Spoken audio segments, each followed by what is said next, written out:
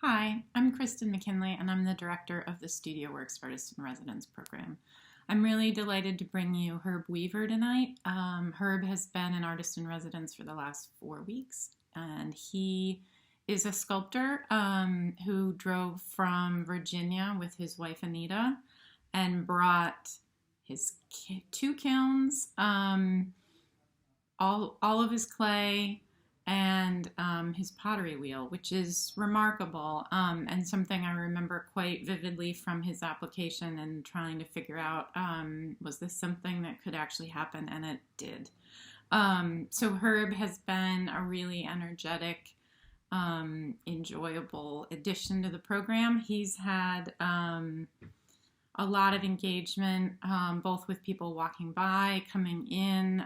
He had a collaborative tile project I know he'll talk about, and doing his own work that incorporated some things from the local area. And then in addition, he worked with the local high school, Shed High School, on a Raku project over a couple sessions with the art teacher there, Sarah Myrick. So I know there's some images that are going to be shown this evening, and I'm really happy to have Herb with us. And we will record this talk. What we do is edit anything that's beyond what Herb's remarks are, so that we don't have to get permission or ask anyone to be using their face or voice. So it's just going to be presented as Herb's remarks and these at the beginning. So I hope you enjoy this. We'll have one more talk in mid-November by the last two artists that are part of this year's program, and then look for announcements for 2022. We're right in the thick of planning next year already. So thanks for coming, and enjoy. So, it's true. I'm kind of crazy in that I did say I would bring all this stuff up here. And so it turns out that it's pretty difficult. But on the other hand, I had been teaching, for about 4 decades and retired a few years ago. And I was so happy to have this opportunity to be up here in Eastport, Maine, a place that I'd never been before. And, it's rough because every morning you got to wake up and look at this beautiful sight outside the studio. And it got to the point where I was getting down here earlier and earlier. About 3 days ago, I was down at 4:30, and there was still people walking their dogs in the middle of the night, it seemed like. So it was just wonderful. And of course, Kristen has guided me through all this, and Hugh, and it's brought me to this point of the easternmost city in the USA. And I did a lot of walking while here in Eastport, and it seems like I know this town pretty well. I do consider myself a ceramic sculptor, but I work in pieces. And I'm coming up from Virginia, so it's totally a different geographic area. I'm in the Shenandoah Valley of Virginia on the border of West Virginia. And so to be here in Eastport has been invigorating and inspirational. And I'm just going to show you a few of the pieces that I've done previously to warm you up to what I've done here in Eastport. And I generally work in small pieces and put them together, and often throwing on the wheel. Lately, I've been making both wheel thrown and hand built objects, and in this case, the fortune cookie. This piece is in its third show right now, and I'm just waiting for the big breakthrough moment. Later, I've also kind of in conjunction with what I'm doing up here, I've been working with Raku quite a bit and trying to weave Raku pieces with actual fiber and still making these ceramic fishing lures and daring them to go through the Raku process. But here again, I'm throwing on the wheel, and that's why I had to bring my wheel up to Eastport to throw things, and then a mixture of hand built and wheel thrown. And these are some of my more successful pieces from the past: hook, line, and sinker, and empty boats on the right. They're each about 6 feet tall. And that was a problem I had here working in the studio. I had to remember that the kiln I brought, the two kilns, were very small. And so some pieces I couldn't even fire. But what I did fire, I put out on into the window so that people could look in. And I was working with grenades that I had thrown on the wheel and then would add a message to them: masks, fortune cookies. Also, I threw in a couple of my laughing teapots that I made. I didn't get them finished. I was going to raku glaze them, but I didn't get to that point. But a man came by yesterday. His name was Richard Mealy. And for the life of me, this is what I live for. And this is why I love residencies, meeting people. And he looked at my laughing teapots and he said, "I wrote a poem about laughing."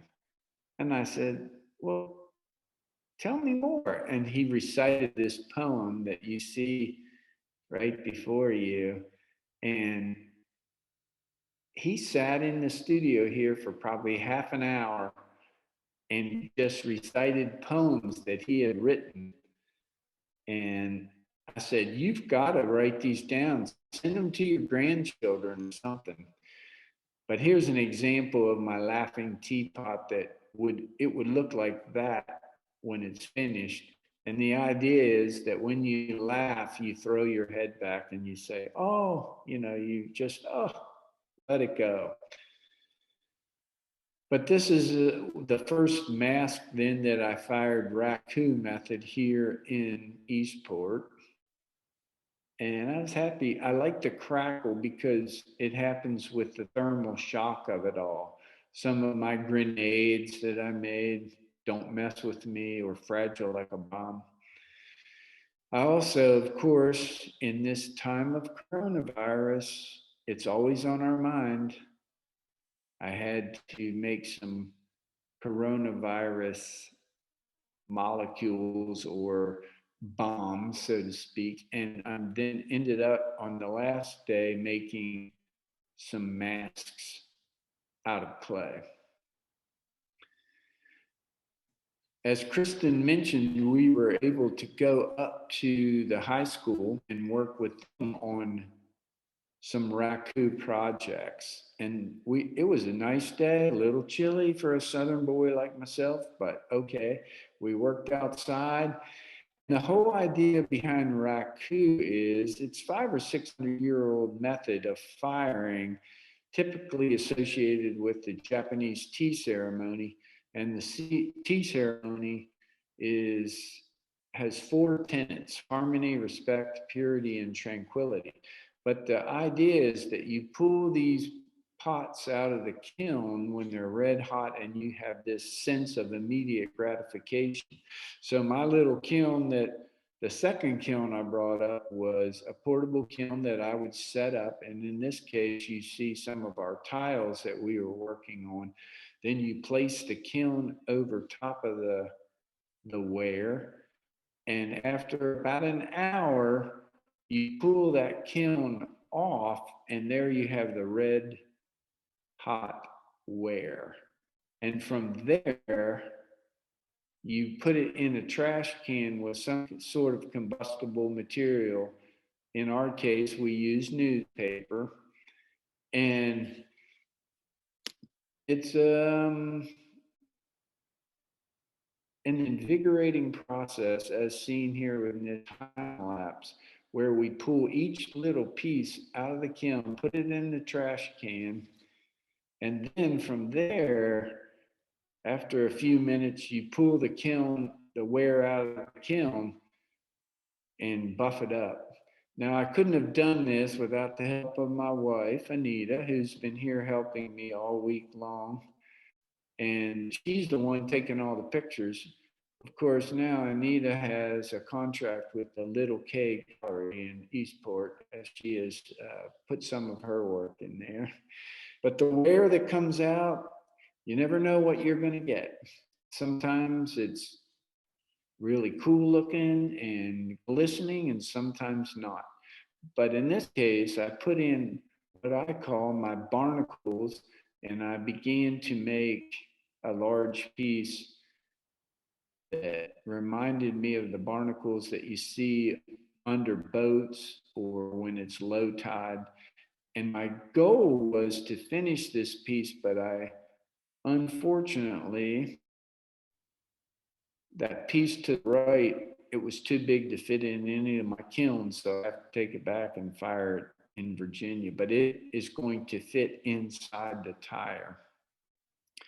But really, the whole proposal that was, and the first time I've ever tried it, so I'm happy that it turned out well, was this collaborative tile quilt that we all 25 days in here, we've been soliciting work from people. And on day one, I went over to the Wacko Diner and my server was Rich. And I said, Rich, can I come back with a piece of clay? And he put his fingerprints in there. And that was the beginning of about 40 pieces of tile that different people came by and made an impression. Hence, the piece I think should be called Eastport Impressions. But Elizabeth made this piece, Drew made this piece, and it was very meaningful to meet these people. Pat, I met her, and I think we'll be friends for a long time. She has come by. Paula D came on the day that we had an open studio for people to come down. But really, any day people could come down. Erilyn came down on a Saturday. She's the daughter of the art teacher at the high school. And Sue McNichol made a sardine can. So anybody that dropped in, including our very own Kristen, she made this lovely piece. And I was even able to get a dog to participate in this event, Shoopy. And what did we get when it was all over? The ceramic quilt that I had hoped would work out, and it did. I'm really happy with that. And it now hangs in this studio right behind me. And I don't know what will happen to it after I leave, but it's here for a long time. And I just want to look at that again a little bit because, like I said, it was the first time I tried it and it worked out. So now I have plans, big plans for more quilt making with clay. It's all held together with zip ties, by the way. So that's kind of like the reason I throw my hands in the air and say, hallelujah. That's my hallelujah teapot I did a few years ago. And it is done in Raku. And the reason why I'm saying hallelujah is it's amazing when anything survives Raku because of the thermal shock involved with it. But overall, very pleased with what happened in Eastport. And I mean, I met all these friends. I thank you for the memories and the visual images that I collected over a month. It was just amazing. So to that, I say, wow. And now I got to figure out how to, oh, and my back screen sharing has stopped. All right. So, well, I thank you all for your interest. And again, I thank Kristen for inviting me. I'm glad my proposal stuck out. And I think I'm coming back. There's too much potential here. I've got to come back.